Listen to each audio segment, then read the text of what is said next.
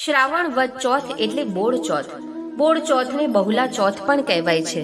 પૌરાણિક કથા પ્રમાણે ઇન્દ્રદેવની કપિલા ગાયનું પૃથ્વી પર અવતરણ બોળ ચોથના દિવસે થયું હતું અને તેના અવતરણથી પૃથ્વી પર સુખ સમૃદ્ધિ વધી હતી.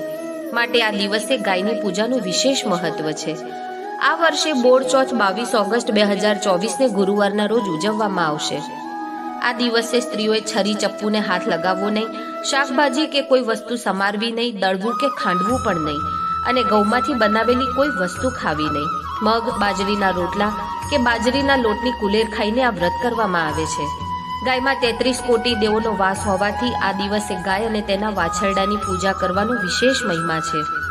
આ દિવસે ગાયના શિંગડા પર તેલ ચોપડી, મસ્તક પર તિલક અને રૂમાંથી બનાવેલા નાગલા ચડાવી ગાયને બાજરી ખવડાવવી. બોળ ચોથની કથા સાંભળવા માટે જોડાયેલા રહો અનહદ નાદ સાથે. હર હર મહાદેવ.